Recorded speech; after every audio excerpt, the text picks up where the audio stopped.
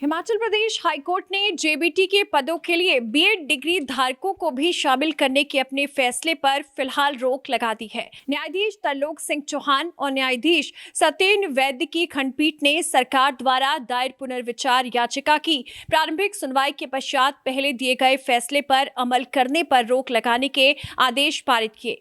मामले की अगली सुनवाई 25 फरवरी को तय हुई है। 26 नवंबर को हाईकोर्ट ने जेबीटी भर्ती मामलों पर फैसला सुनाते हुए स्पष्ट किया था कि शिक्षकों की भर्ती के लिए एनसीटीई द्वारा निर्धारित नियम एलिमेंट्री शिक्षा विभाग के साथ साथ अधीनस्थ कर्मचारी चयन आयोग पर भी लागू होते हैं। कोर्ट ने विभिन्न याचिकाओं को स्वीकारते हुए प्रदेश सरकार को आदेश भी दिया था कि सरकार 28 जून 2018 को एनसीटीई की अधिसूचना के मुताबिक जेबीटी पदों को भर्ती के लिए नियमों में जरूरी संशोधन करे। कोर्ट के फैसले से जेबीटी पदों के लिए बीएड डिग्री धारक भी पात्र हो गए थे, लेकिन इस फैसले पर रोक के पश्चात बीएड डिग्री धारक फिर से इन पदों के लिए रेस से बाहर हो गए। आपको बता दें कि बीएड डिग्री धारक याचिकाकर्ताओं ने मांग की थी कि उन्हें भी जेबीटी भर्ती के लिए कंसिडर किया जाए, क्योंकि वे बीएड डिग्री धारक होने के साथ ही साथ टेट उत्तीर्ण भी हो चुके हैं और एनसीटी के नियमों के तहत जेबीटी शिक्षक बनने के लिए पात्रता भी रखते हैं।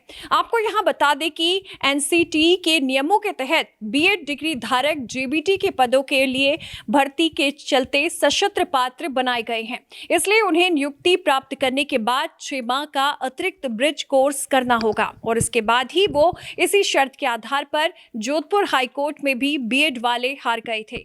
वहां कोर्ट ने एनसीटी के इन निर्देशों को निरस्त कर दिया था, लेकिन राजस्थान का ये मामला अब सुप्रीम कोर्ट चला गया है।